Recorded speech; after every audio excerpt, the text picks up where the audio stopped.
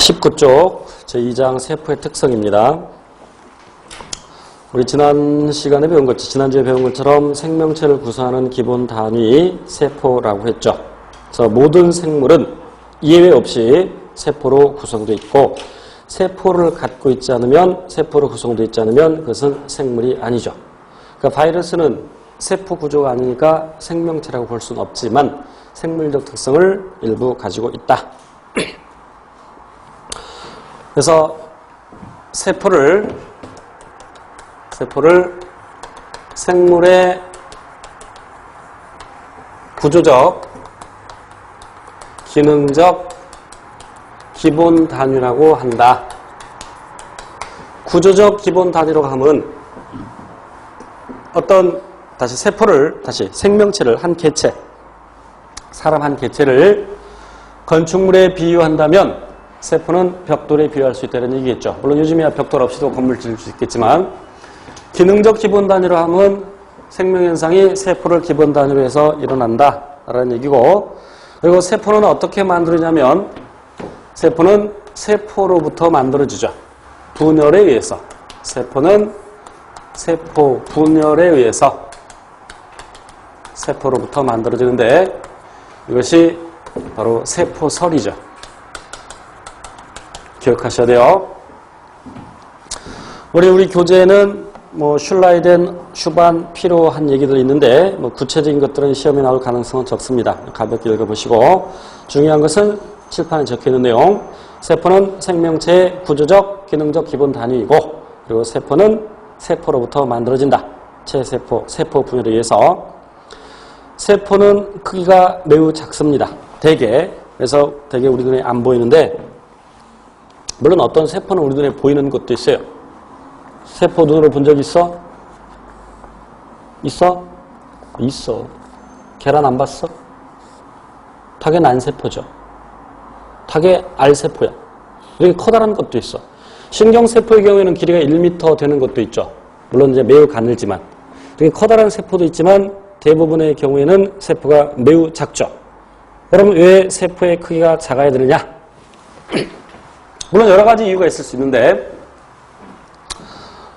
만약 우리 몸이 6개의 세포로 구성됐다고 합시다. 그러니까 머리 하나, 팔 2개, 다리 2개, 몸통 하나, 이렇게 6개의 세포로 구성되어 있을 때, 길 가다가 전봇대에 머리를 부딪혀서 머리가 터졌어. 그럼 이 커다란 머리 재생되는 데까지는 꽤 오랜 시간이 걸리겠죠. 그럼 기능을 그동안 못한다는 얘기야. 그럼 죽을 수 있겠죠. 그런데 굉장히 많은 세포로 구성되어 있는데, 어린아이들의 경우에는 세포가 약 30조 개 정도, 어른은 약 60조 개 이상으로 되어 있는데, 그럼 일부 조금 세포 몇십 개, 몇백 개 떨어져 나가도 크게 생명에는 지장이 없겠죠. 그런 이유도 있고. 그리고 세포에는 핵이 들어있어서 생명활동을 조절하는데, 핵이 생명활동을 조절한다는 뜻이 뭘까?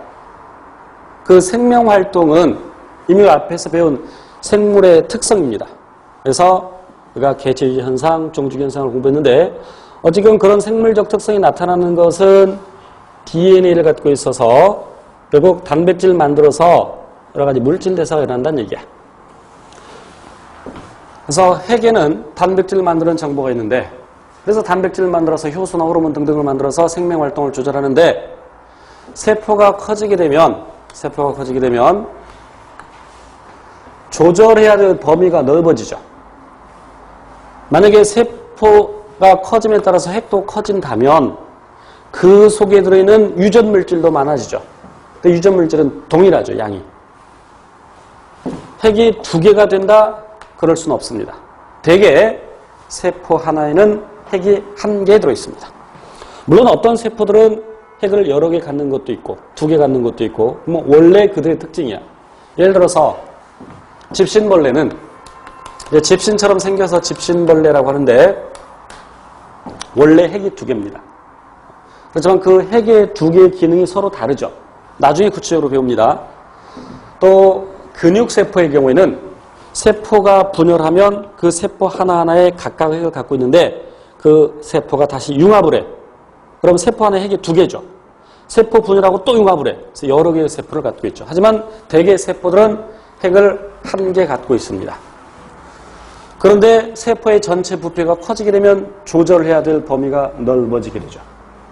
무엇보다도 중요한 것은 이제 시험에 나오는 것은 뭐냐면 세포는 세포막을 통해서 물질 출입이 일어나게 되는데 뭐 정육면체 모양의 세포가 있다고 가정합시다.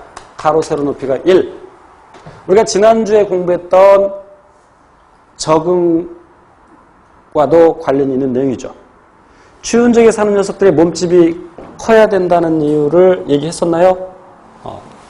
자, 이런 모양의 세포가 있을 때 그래서 이 세포가 자라서 가로 세로 높이가 2가 되었어.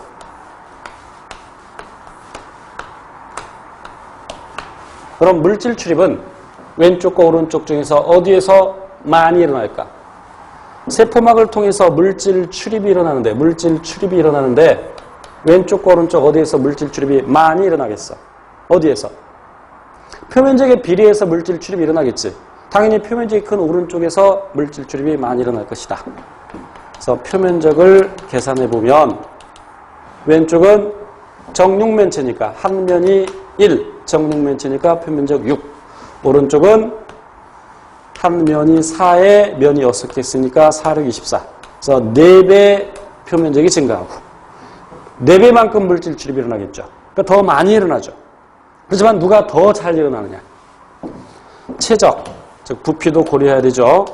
그러니까 단위 최적당, 즉 단위 부피당은 누가 잘 일어나느냐를 따질 겁니다. 왼쪽은 1의 3승, 오른쪽은 2의 3승. 그러니까 8분의 24는 1분의 3. 이거를 비교해보면 단위 최적당 표면적 더 큰 것은 왼쪽 녀석이죠. 그러니까 왼쪽에서 물질 출입이 더 잘 일어나는 겁니다.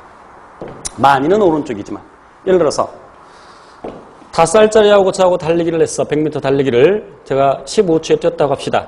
그런데 5살짜리가 20초에 뛰었어. 나보고 잘했다는 사람 없겠죠. 5살짜리 이겼는데 잘했다고 하겠어? 오히려 5살짜리가 더 잘한 것일 수도 있죠.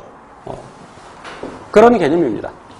그래서 크기가 작을수록, 세포 크기가 작을수록, 크기가 작아진다는 얘기는 길이도 작아진다는 얘기인데 표면적은 길이의 제곱에 비례하고 최적은 길이의 세제곱에 비례하고 그래서 L제곱으로 약분하면 결국 L분의 1 남죠. 그럼 세포의 크기가 작아진다는 얘기는 길이가 작아진다는 얘기, 분모가 작아지니까 이 값은 전체적으로 커지게 되죠. 그래서 세포의 크기가 작을수록 단위 최적당 표면적이 커진다. 그래서 물질 출입이 더 원활하게 일어나게 된다. 얘를